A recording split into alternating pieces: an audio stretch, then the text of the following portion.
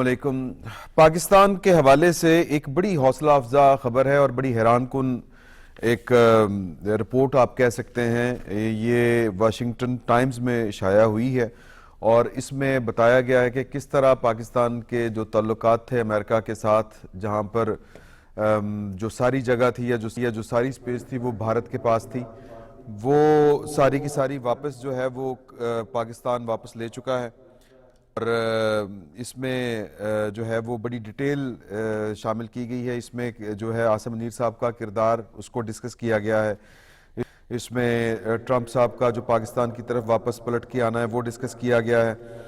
تو اس کے علاوہ فیلڈ مارشل صاحب عاصم منیر صاحب جو ہیں وہ سعودی عرب کے دورے کے اوپر ہیں۔ وہاں پر ان کو ایک جو خصوصی ایوارڈ ہے، جو سب سے آپ کہہ لیں کہ اہم اور بڑا ایوارڈ ہے، وہ اس سے پاکستان کے فیلڈ مارشل کو نوازا گیا ہے۔ یہ دونوں بڑی اہم ڈیولپمنٹس ہیں، ان پر ہم بات کریں گے۔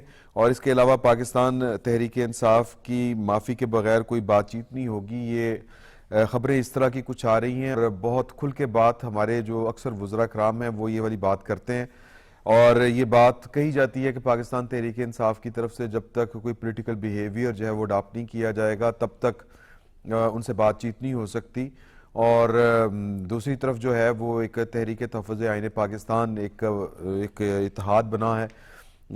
اس کا کل کوئی 2 روزہ کانفرنس تھی اور اس کانفرنس کے بعد ایک اعلامیہ جاری کیا گیا، جس میں ایک طرف جو ہے وہ پولیٹیکل ڈائیلاگ کی بات بھی کی گئی، دوسری طرف جو ہے وہ نئے انتخابات کا بھی مطالبہ کر دیا گیا، اور تیسری طرف جو ہے وہ 8 فروری 2026 کو جو ہے وہ ایک لاک ڈاؤن آپ کہہ لیں، شٹر ڈاؤن کہہ لیں، یا پھر پہیہ جام ہڑتال جو ہوتی ہے اس کی بھی انہوں نے کال دے دی ہے۔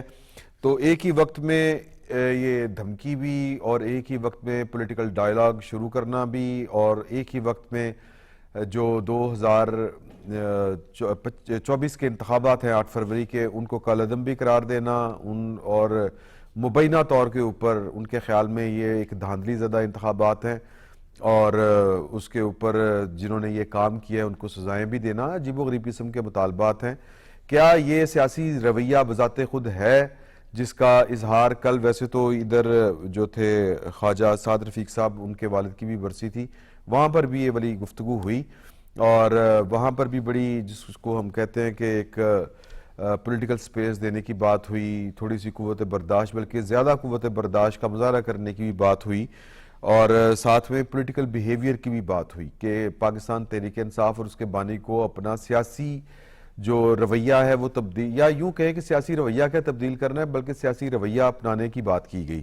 تو کیا یہ سیاسی رویہ اپنائے بغیر یہ پولیٹیکل ڈائیلاگ ہو سکتے ہیں، اور پولیٹیکل ڈائیلاگ پاکستان تحریک انصاف کے ساتھ ہوں گے یا ان کے بہاف کے اوپر کوئی اور کرے گا؟ ماضی میں ہم نے واقعات وہ دیکھے ہیں کہ ادھر مذاکرات ہوتے ہیں، بات کسی کنارے لگنے لگتی ہے، اور ادھر سے بانی تحریک انصاف نیچے سے قالین کھینچ دیتے ہیں، لوگوں کے پیروں سے زمین کھینچ دیتے ہیں، اپنے ہی لوگوں کو ایک طرح سے اگر میں یہ والی بات کہوں کہ ان کی عزت کا پاس نہیں کرتے، ان کو ڈسگریس کر دیتے ہیں۔ مذاکرات جو کسی کنارے لگ چکے ہوتے ہیں، کسی انجام کو پہنچ چکے ہوتے ہیں، ان سے وہ بٹرے کر جاتے ہیں یا کروا دیے جاتے ہیں۔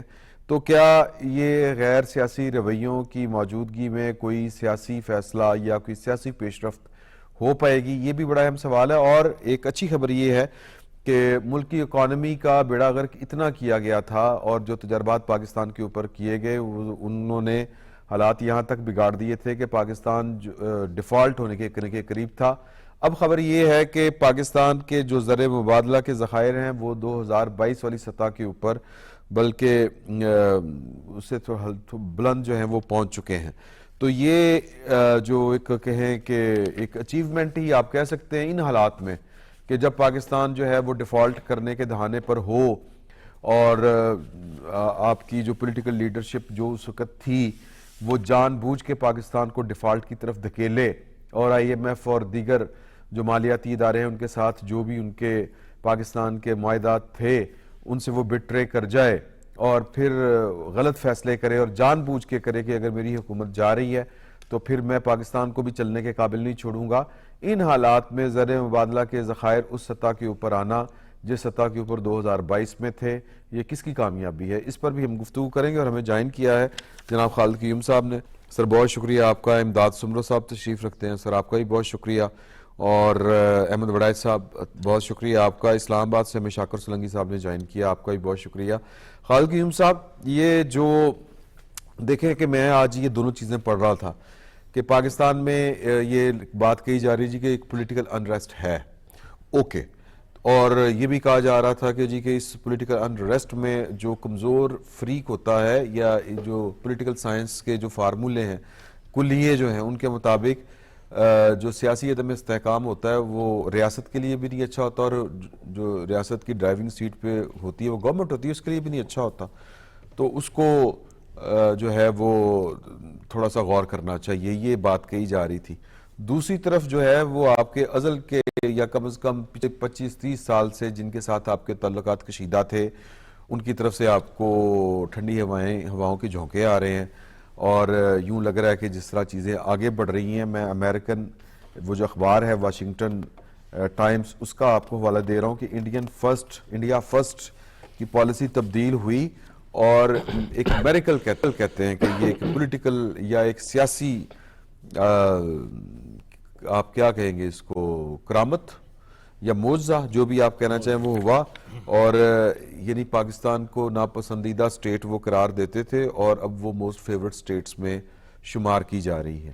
تو یہ جو آرٹیکل ہے، اور یہ جو ایک طرح سے کہہ لیں کہ جو باہر کی دنیا پاکستان کے متعلق سوچ رہی ہے، وہ سیاسی اعتبار سے حکومت کو ایک ایج ہے یا اسٹرانگ فوٹنگ ہے، یا پھر اندرونی جو چیزیں بیان کی جا رہی ہیں وہی زیادہ اہمیت کی حامل ہے؟ دیکھیے، یہ جو آپ نے فرمایا ہے کہ جس طرح آج ایک معروف امریکی جریدے نے جی جو ہے وہ 2025 کو پاک امریکہ تعلقات میں انقلابی سال قرار دیا، تبدیلی کا سال جو ہے اب وہ قرار دیا ہے۔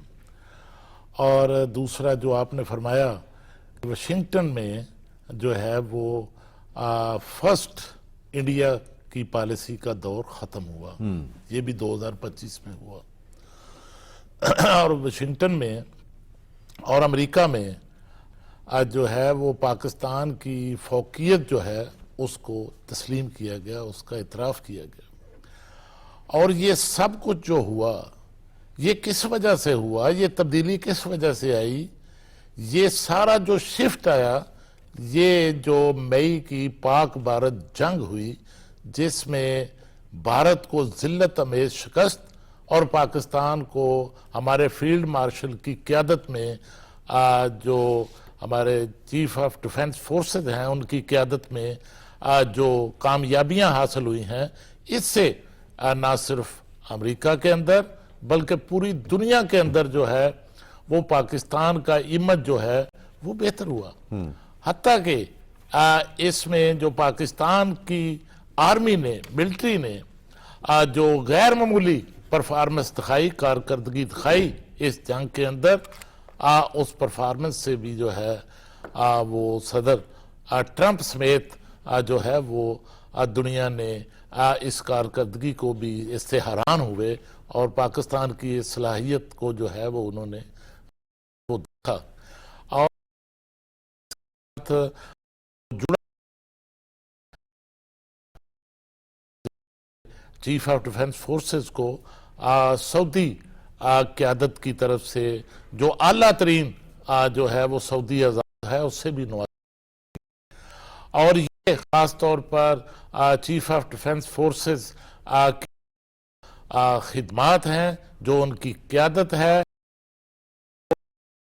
تعاون کے معاملے میں، اور دوسرا اس کے ساتھ جو اسٹریٹجک آمادگی پیدا کرنے میں جو ایک کردار ادا کیا ہے انہوں نے، اور اس خطے کے اندر خاص طور پر جو استحکام آیا ہے اس کے نتیجے میں، اور جو سعودی عرب کے ساتھ خاص طور پر آپ نے دیکھا کہ پاکستان کا جو دفاعی معاہدہ بھی ہوا، ان سارے معاملات میں ہمارے جو چیف آف ڈیفنس فورسز ہیں، فیلڈ سید آصم منیر ان کو ان کا اعتراف جو ہے اس میں یہ اس اعزاز سے اعلیٰ ترین اعزاز سے نوازا گیا ہے۔ اور اس میں کوئی شک نہیں کہ اس خطے کے اندر بھی اگر آپ دیکھیں اس آرٹیکل کے اندر یہ بھی جو ہے وہ واضح کیا گیا ہے، لکھا گیا ہے کہ اس پاک بھارت جنگ کے نتیجے میں پاکستان نے جس طرح اپنی پیشہ ورانہ ملٹری نے صلاحیتوں کا جو ثبوت دیا، اس کے نتیجے میں جو توازن ہے اب وہ بھی بدل گیا ہے، اور اس ریجن کے اندر جو ساؤتھ ایشیا پالیسی ہے اس کی تشکیل میں جو ہے امریکہ کا جو ہے وہ پاکستان جو ہے اس کی تشکیل میں اس حوالے سے ایک مرکزی ستون بن چکا ہے۔ صحیح۔ اور اس سے جو ہے اس ریجن کے اندر جو ایک بالادستی کا ایک دعویٰ جو ہے وہ بھارت کی طرف سے کیا جاتا رہا، اس کا بھی جو ہے وہ خاتمہ ہوا ہے۔ اور خاص طور پر امریکی صدر ٹرمپ کو یہ بھی ناگوار گزرا، یہ اس آرٹیکل کے اندر درج ہے کہ جو سیز فائر ہوا امریکی صدر کی کوششوں سے، اس سے انکار جو ہے وہ بھی جو ہے وہ بھارت کی طرف سے جو انکار کیا جا رہا تھا، اس کا بھی وہ بھی جو ہے وہ اس صورتحال کا اور سرد مہری جو امریکہ اور بھارت کے تعلقات میں ہوئی ہے وہ بھی ایک اس کی وجہ ہے۔ ٹھیک ہو گیا۔ امداد سمرو صاحب، بات یہ ہے کہ جب اس طرح کے انٹرنیشنلی فورمز کے اوپر آپ کی پذیرائی ہو رہی ہو تو گورنمنٹ جو بھی ہو گورنمنٹ اس کے کانفیڈنس میں اضافہ ہوتا ہے، اور ریجنل پالیٹکس، انٹرنیشنل پالیٹکس میں آپ آگے بڑھ رہے ہوں، اور پھر جس طرح اشاریے اکانومی کے بتائے جا رہے ہیں کہ زر مبادلہ کے ذخائر، اور یہ یاد رہے کہ ابھی تک پاکستان تحریک انصاف کی طرف سے وہ جو سول ڈسبنسی کی جو ہے وہ تحریک کی کال دی گئی تھی، اس میں زر مبادلہ یا پاکستان بھجوانے کا جو لیگل روٹ ہے ریمیٹنسز کا، وہ کہا تھا بلکہ بھجوائیں ہی نہ آپ پاکستان۔ تو اس کے باوجود پاکستان کے جو زر مبادلہ کے ذخائر ہیں وہ 2022 والی پوزیشن کے اوپر جانا، یہ گورنمنٹ کو تقویت دیتا ہے، اس کے کانفیڈنس میں اضافہ ہوتا ہے کہ اس کی پالیسیز ٹھیک ہیں، وہ ٹھیک سمت میں ہے، اور جو خام خواہ کی ایک باتیں چل رہی ہیں وہ شاید اتنی معنی خیز نہیں ہیں۔ دیکھیں یہ جو ساری چیزیں ظاہر ہے گورنمنٹ کا حوصلہ بھی بڑھاتی ہیں اور حکومت کا اعتماد بھی بڑھتا ہے اپنے اوپر، صحیح، کہ جب ایک انسرجنسی پیدا کرنے کی کوشش کی جائے، جو سول نافرمانی کی تحریک ہوتی ہے وہ انسرجنسی کا ایک بہت بڑا حصہ ہوتی ہے، وہ ایجیٹیشن نہیں ہوتی، وہ انسرجنسی ہوتی ہے ریاست کے خلاف۔ جب عدم تعاون کی پالیسی اور ہر طرح سے کوشش کی جائے کہ ملک کو ریاست کو ناکام کرنے کی سیاسی عدم استحکام اور معاشی عدم استحکام کا شکار بنایا جائے، IMF کو خطوط لکھے جائیں، اور یہ ڈھنڈورا پیٹا جائے کہ پاکستان ڈیفالٹ کر رہا ہے۔ ایک سابق وزیر اعظم اگر یہ کہے کہ پاکستان ڈیفالٹ کے دہانے پر ہے، سری لنکا بن جائے گا، بنگلہ دیش بن جائے گا، آئروس پروپیگنڈا کیا جائے، تو دنیا کا اعتماد جو ہے نا وہ کمزور ہوتا ہے کہ ایک سابق وزیر اعظم یہ بات کر رہے ہیں، صحیح، جو سسٹم کے اندر رہے ہیں، جو واقف ہے حالات سے، وہ اگر یہ بات کرے تو پھر جو سرمایہ کاری ہوتی ہے وہ رک جاتی ہے، اور اس کے بعد دنیا ظاہر ہے آپ سے کنارہ کرنا شروع کرتی ہے۔ انہوں نے حتی الامکان کوشش یہ کی، لیکن نتائج اس کے برعکس نکلے۔ صحیح، چاہے پاکستان کے اندر کوئی تحریک چلانی ہو، 26 نومبر کرنا ہو، یا 4 اکتوبر SCO کانفرنس روکنے کے لیے اسلام آباد کو لاک ڈاؤن کرنا ہو، اس میں ہر طرح کی ناکامی ہوئی، اور وہ ناکامی جو ہے ہر بار حکومت اور ریاست کے اعتماد میں اضافہ کرتی گئی۔ صحیح۔ اب جو مئی کی جنگ ہے، اس جنگ کے دوران بھی آپ دیکھیں کہ کیا بیانات دیے جا رہے تھے۔ ایٹیٹیوڈ بڑا عجیب و غریب تھا نا، کہ انہوں نے تو پیٹرول بیچ دیا ہے، تیل بیچ دیا ہے، انہوں نے میزائل یوکرین کو بیچ دیے ہیں، یہ کیسے لڑیں گے؟ اور فلاں صاحب کے بغیر ملی بھگت بھی کہنا، ہاں جی، ملی بھگت کہنا کہ وہ آئیں گے اور آپ کو مار مور کے چلے جائیں گے تو آپ کچھ نہیں کر سکیں گے، اور پھر یہ کہ فلاں صاحب جب تک نہیں لیڈ کریں گے تب تک ہم جنگ نہیں جیت سکتے۔ تو فلاں صاحب جہاں تھے وہاں پڑے رہے، جی ہاں، جب مودی آیا تو چپیڑے کھا کے چلا گیا۔ وہ لوگ بعد میں خسیانی بلی کھمبا نوچے، انہوں نے کہا کہ جی جنگ تو ہمارے کی بورڈ واریئرس نے جیتی ہے، جی، یعنی ایئر فورس، ملٹری، ان کا کوئی کردار نہیں، ہمارے کی بورڈ واریئرس، وہ بیٹھے رہے وضو کرتے ہیں، تو وہ اصل میں ساری چیزیں جو ہے نا وہ اس چیز کی نشاندہی کرتی ہیں کہ پاکستان کے خلاف جتنی خطے میں سازشیں کی گئی تھی یا اندرونی سازشیں تھیں. دیکھیں صرف انڈیا نہیں ہے، افغانستان روزانہ ان سے اپنا جو دراندازی کر کے پاکستان کے اندر دہشت گردی کرنا، صحیح، ہمارے جوانوں کو آفیسروں کو شہید کرنا، یہ تاثر دینا کہ پاکستان تو ایک ناکام ریاست ہے، اس کے باوجود تو بیسیکلی جو اندرون خانہ جو لوگوں کی خواہشات کہہ لیں اور ان کی نہیں، وہ خواہشوں تک معاملہ محدود نہیں ہے نا، ٹھیک ہے، وہ خواہشوں تک نہیں، پریکٹیکل کیا نا، صحیح، سول نافرمانی پریکٹیکل تھا، پریکٹیکل تھا، ٹھیک، لاک ڈاؤن اسلام آباد پریکٹیکل تھا، دہشت گردی کے خلاف عدم تعاون ایک پریکٹیکل ہے، ٹھیک ہے، اس کے لیے وزیر اعلیٰ تبدیل کیا گیا نا، بالکل بالکل، کہ بھئی ہم یہ تو تعاون کر رہے ہیں تو آپ جو اگلے میرے وزیر اعلیٰ ہوں گے وہ تعاون نہیں کریں گے.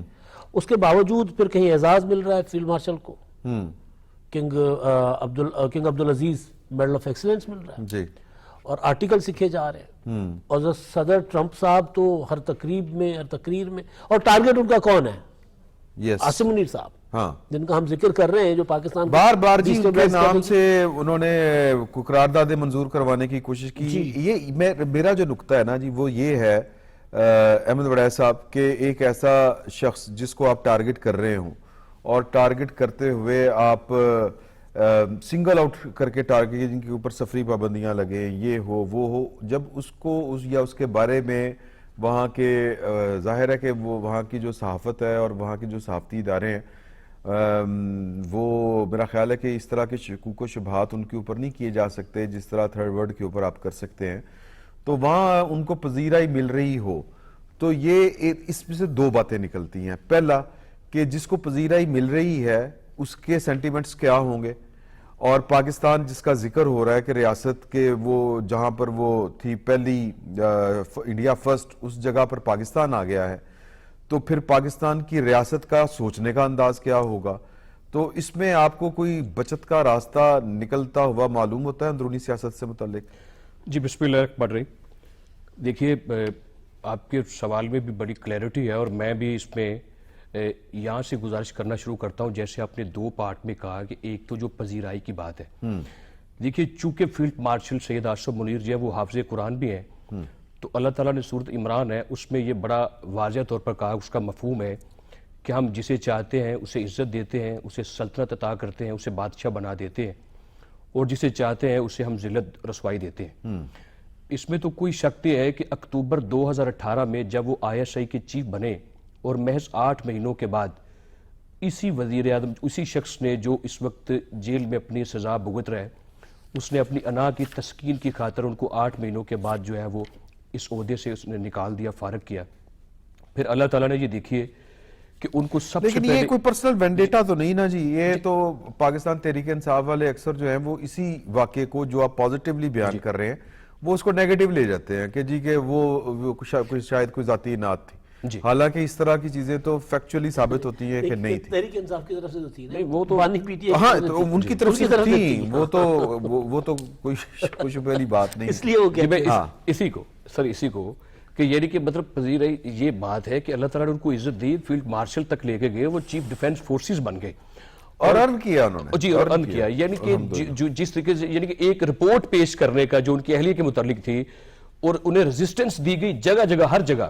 اور جس طرح یہ مطلب سومرو صاحب نے کہا، اور اس میں کوئی شک نہیں کہ دیدہ دنستہ طور پر مجرمانہ ذہن رکھتے ہوئے کہ ریاست کے خلاف، ریاستی اداروں کے خلاف اور ایک شخص کے خلاف جان بوجھ کر اڑے اٹکائے جاتے رہے. صحیح. اور اس کا فائدہ یہ ہوا کہ پاکستان کے جو یہاں کے جنوبی ایشیا کے جو حالات ہیں یا جس آرٹیکل کی بات ہو رہی ہے اس میں یہ دیکھیے کہ اس نے ڈونلڈ ٹرمپ، جو پریزیڈنٹ ٹرمپ ہے امریکہ کے، ان کے ذہن میں جو اسٹریٹجی کے نقشہ تھا وہی بدل دیا اس علاقے کے متعلق کہ انڈیا فرسٹ نہیں پاکستان فرسٹ رہے گا. چونکہ جو طاقت کا توازن تھا اس خطے میں اس کو پاکستان نے مئی کے مہینے میں یکسر بدل دیا. صحیح. اور پوری دنیا میں پاکستان کی عزت ہوئی، پاکستان نے اپنی عزت کے جھنڈے گاڑے. اور یہ اخبار نہیں ہے، آپ دیکھیے مئی سے لے کر اب تک جتنے امریکہ کے اخبارات ہیں، چاہے امریکہ کے ہیں چاہے اس نے برطانوی اخبارات نے لکھا ہے یا دنیا نے کہیں بھی لکھا ہے، تو انہوں نے پاکستان کے فیلڈ مارشل اور عسکری اور سیاسی جو قائدین ہیں، جو لیڈرشپ ہے، उनको सुनहरे अल्फाज में लिखा है, उनकी इज्जत और तकरीब में ये कहा है कि आपने इस मुल्क की खातिर जो है वो बेपनाह अपने खिदमात दी हैं और आप कामयाबी की तरफ बढ़ रहे हैं। तो इसमें कोई शक नहीं है कि ये देखिए कि हालात का बदलना मई से पहले मार्च में भी था। आपको याद होगा कि पाकिस्तान के जो खुफिया इदारे हैं उन्होंने मार्च में जो अमेरिका को मतलूब शख्स था उसको गिरफ्तार करके जब अमेरिका के हवाले किया तो कांग्रेस से पहले खिताब में प्रेसिडेंट ट्रंप ने पाकिस्तान की तारीफ की। सही। और ये वादे तौर पर कहा कि फील्ड मार्शल यानी कि जो आज के सैयद आसिम और उसके बावजूद ये लॉबिंग करते रहे। अच्छा, ये ना कि न्यू नॉर्मल मोदी साहब करना चाहते थे ना, तो न्यू नॉर्मल हमने कर दिया, पाकिस्तान ने कर दिया, ये न्यू नॉर्मल हो न्यू गया। नॉर्मल हो गया माशी कि तौर वहां पर पर पाकिस्तान का जिक्र है। जी, बरूदी सुरंगें माशी तौर पर इन्होंने लगाई, बिल्कुल लगाई, ये चाहते हैं मुल्क के हिस्से। अच्छा चले, मैं अहमद साहब इजाजत अगर दे, मैं शाकर सोलंकी साहब बड़ी देर हमें सुन रहे हैं, मैं उनसे बात जरा खुल के पूछ लेता हूं कि सर शाकर सोलंकी साहब, बात यह है कि एक तरफ पाकिस्तान का खजाना भर रहा है, पाकिस्तान की इकोनॉमिक पॉलिसीज, इसका मतलब ये है कि अगर बहुत अच्छी, बहुत आइडियल नहीं है, लेकिन आपको वो पाकिस्तान को वो जो था जिसको कहते हैं ये बैंकरप्सी से निकाल के आगे ले आई हैं, चीजें बेहतरी की तरफ जाना शुरू हो रही हैं। और दूसरी तरफ जहां पर आपने इन्वेस्ट करके पाकिस्तान की रियासत को एक ऐसी रियासत करार देने की कोशिश की कि सुपर पावर पाकिस्तान को एक ऐसा मुल्क करार दे जहां पर इंसानी हकूक की खिलाफ वर्जियां हो रही हैं, और वहां पर आपने पैसा लगा के लॉबिंग करके कोशिश की कि पाकिस्तान वहां पर डिसग्रेस हो, वहां पर तो पाकिस्तान की इज्जत हो गई। इन हालात में जो कॉन्फिडेंस हुकूमत को मिल रहा है, तो क्या उस कॉन्फिडेंस के साथ वो मुज़ाकरात की टेबल के ऊपर आराम से आ जाएगी? मैं बहुत खुल के ये वाली बात पूछ रहा हूं क्योंकि ब्लैकमेल करके लाने की कोशिश की जा रही है। वो अगले सवाल में या अगला जो हमारा टॉपिक है उसमें जरा खुल के बात हो जाएगी। आप क्या कहते हैं इस पर?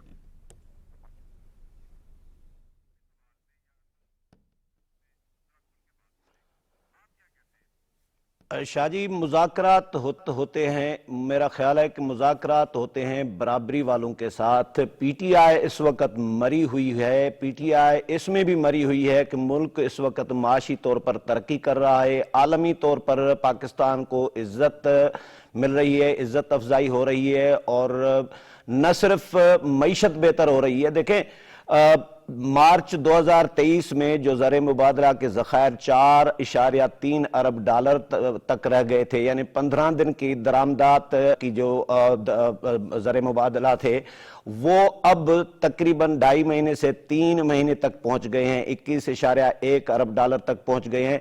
तो ये भी पीटीआई के लिए मौत है, क्योंकि ये तो मईशत बेहतर चाहते ही नहीं थे, ये तो मुल्क को दिवालिया बनाना चाह रहे थे, ये तो IMF को खतूत लिख रहे थे। जिस तरह इमदाद सुमरो साहब ने कहा कि भाई पाकिस्तान को जो है इमदाद न दी जाए या कर्ज न दिया जाए, ये तो खतूत लिखते रहे हैं। तो ये भी मौत है पीटीआई की। एक तरफ बैरूनी साजिशें हो रही हैं, पड़ोसी ममालिक इंडिया हमारे खिलाफ साजिशें कर रहा है, तो वो उनका अपना मौत हो रहा है। आलमी सतह पर जितनी भी जो नशस्तें बैठकें हो रही होती हैं वो पाकिस्तान के बगैर नहीं हो रही होती, और इंडिया उसमें आउट होता है। तो ये भी मौत है इंडिया की। इधर से अफगानिस्तान से तालिबान जो हैं वो साजिशें कर रहे होते हैं पाकिस्तान के खिलाफ। तो तमाम तर साजिशों के बावजूद, अंदरूनी और बैरूनी साजिशों के बावजूद, दिफाई तौर पर पाकिस्तान ने जो सलाहियतें अपनी मनवाई हैं उसके बदौलत मईशत बेहतर हो रही है, बिजनेस कम्युनिटी का एतमाद बहाल हो रहा है, और पाकिस्तान तरक्की कर रहा है, आगे जा रहा है। न सिर्फ मईशत बल्कि पाकिस्तानी पासपोर्ट की इज्जत बढ़ी है। 118 नंबर से 2025 में 118 नंबर से 92 नंबर तक आ गया है पाकिस्तान का पासपोर्ट की जो वैल्यू है। तो ये पाकिस्तान के लिए ये अच्छे जो मेरा ख्याल है एक साइन है। और दूसरा, पीटीआई के साथ मुज़ाकरात का सवाल था आपका, तो मुज़ाकरात शाजी होते हैं बराबरी वालों के साथ। पीटीआई इस वक्त मुज़ाकरात क्यों चाह रही है? क्योंकि पीटीआई को पता है कि भाई एक तो मुज़ाकरात कामयाब होने नहीं है। जिस तरह आपने इंट्रो में जिक्र किया कि भाई जो बानी पीटीआई हैं वो मुज़ाकरात चाहते ही नहीं है। पीटीआई के बाकी लोग तो चलो मुज़ाकरात कर लें या मामलात तय कर लें, लेकिन फाइनल अथॉरिटी तो जेल में बैठे हुए शख्स के पास है, वो तो मुज़ाकरात चाहते नहीं है। तो मुज़ाकरात होंगे किस तरह, और मुज़ाकरात किस बात पे, एजेंडा क्या है इनके पास? ये है कि क्या ये अथॉरिटी के पास है کیونکہ بڑا دباؤ ہے ایون کہ پاکستان مسلم لیگ نون کے اندر سے بھی. کل خواجہ سعد رفیق صاحب بھی بات کر رہے تھے کہ جی نواز شریف صاحب کے اوپر بڑی ذمہ داری ہے, وہ بڑے ہیں, وہ اسٹیبلشمنٹ کو بھی سے ہی بات کریں, وہ زرداری صاحب سے ہی بات کریں, اپنے سیاسی مخالفین سے ہی بات کریں. سیاستدان سیاست کے اوپر بات نہیں کرے گا تو کس پہ کرے گا؟ یہ انہوں نے جو ساری گفتگو کی, بڑی جذباتی بھی, بڑی مدبرانہ بھی. پریکٹیکلی کیا ممکن ہے کہ ایک ایسا فریق جو پاکستان کے خلاف چل رہا ہو, ایسا فریق جو پاکستان کے پولیٹیکل لیڈرشپ کے ساتھ بیٹھنے کے لیے تیار نہ ہو, اس کو پھر آپ جا کے ترلا ڈالیں گے؟ کیا کریں گے؟ منت سماجت کریں گے کہ جی کیا بات کریں؟ پولیٹیکل بیہیویئر ہے نہیں, کیا نتیجہ کیا نکلے گا؟ کل جو خواجہ سعد رفیق کے والد محترم کی برسی پر جو ڈائلاگ کے حوالے سے بات چیت ہوئی, تو دیکھیے یہ کوئی مسلم لیگ نون کی طرف سے کوئی پہلی بار یہ بات نہیں ہوئی. وزیر اعظم پاکستان شہباز شریف کئی بار جو ہے وہ پارلیمنٹ کے فلور پر بھی اس حوالے سے اظہار خیال کر چکے ہیں. ہمارے اسپیکر قومی اسمبلی, بات یہ ہے کہ پولیٹیکل ایجنڈا ہوتا ہے کہ جی کہ ہم آئین میں یہ ترامیم چاہتے ہیں, ہم الیکشن کی اصلاحات چاہتے ہیں, یہ وہ تو بات سیدھی کرتے ہیں جی ہمارے 9 مئی کے سارے کیس ختم کریں. دیکھیے کہ اس میں جو سب سے بڑی رکاوٹ ہیں اور وہ بھی حکومت سے نہیں مطالبہ کرتے, وہ بانی پی ٹی آئی خود ہیں.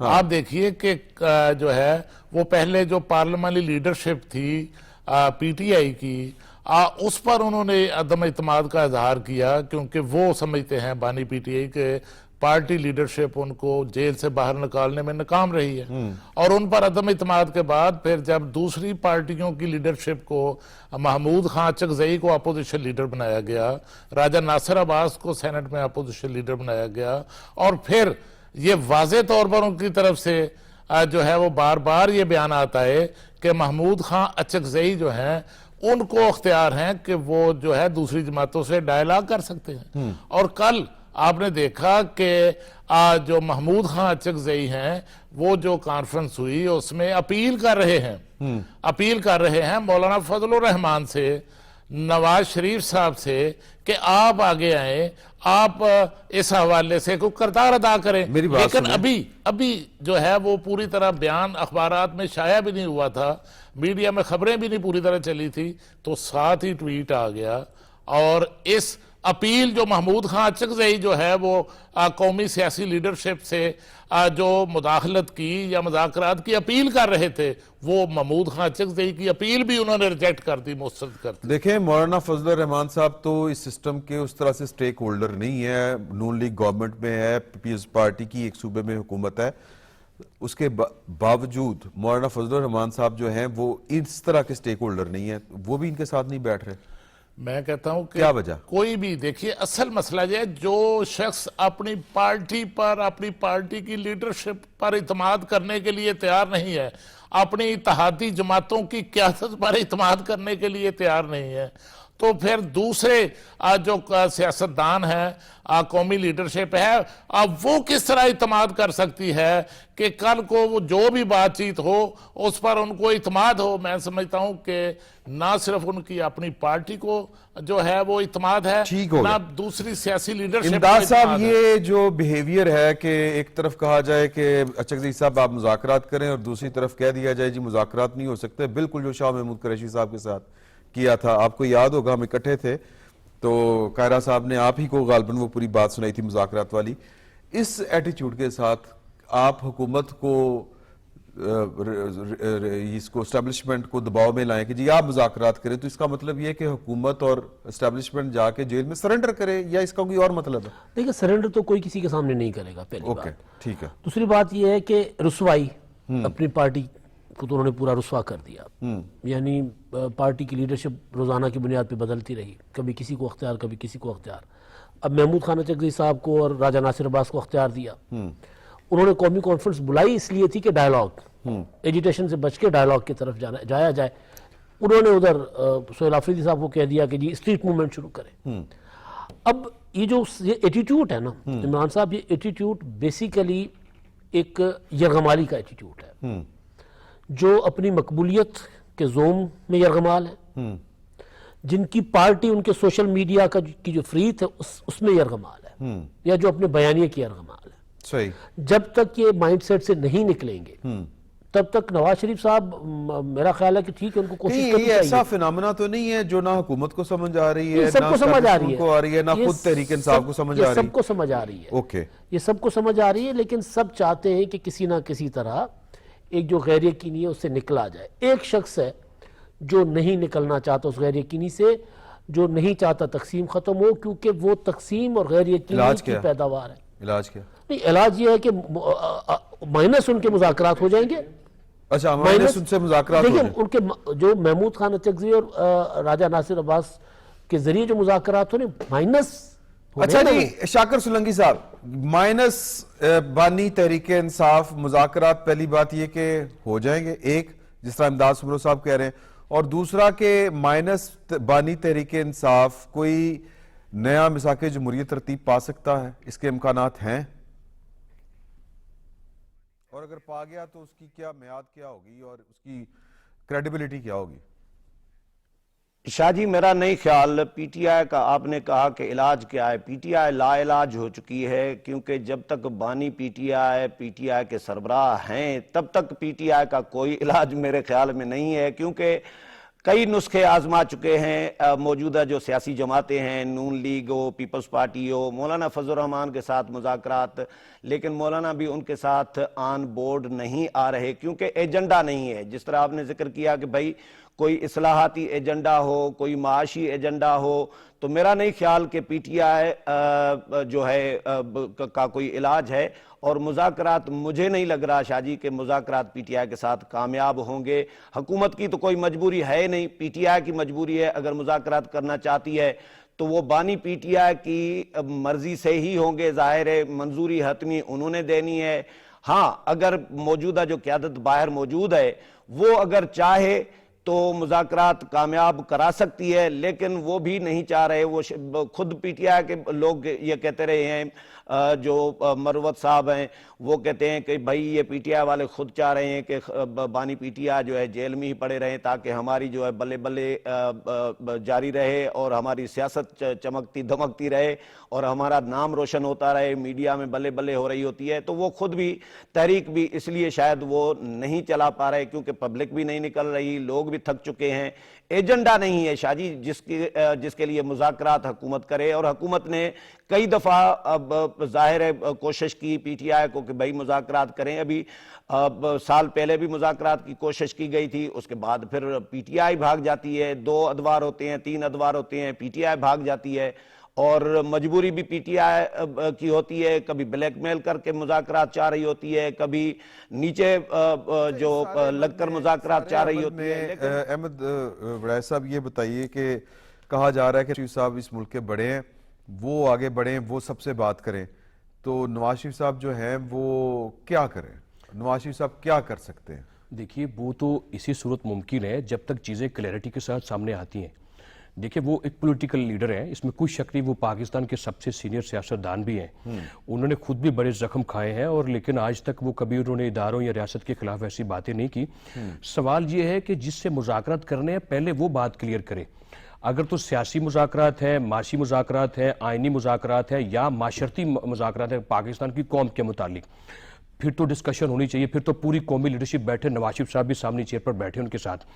लेकिन अगर मुज़ाकरात करने हैं कि 9 मई के केसेस वापस ले लें, तो किसने कहा था कि पाकिस्तान के इदारों के ऊपर हमला करें? उस पर तो किसी सूरत कमी बेशी नहीं होनी चाहिए। और किसने कहा था 26 नवंबर कर लें? उस पर किसी सूरत मुज़ाकरात नहीं करने चाहिए। देखिए, फॉरेन फंडिंग का जो केस था, इन्होंने पैसे मंगवाए दुनिया से गैर कानूनी तौर पर, उस पर मुज़ाकरात कैसे हो सकते हैं?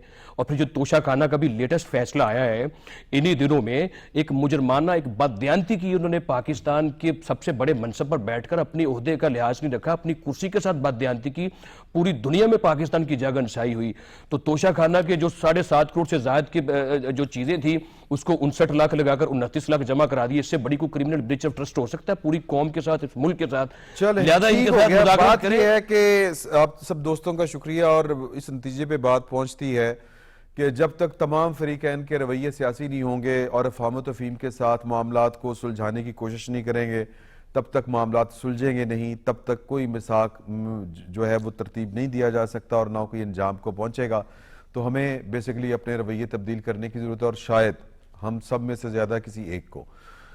کل تک کے لیے اجازت دیجیے، دوبارہ آپ کی خدمت میں حاضر ہوں گے۔ اللہ حافظ۔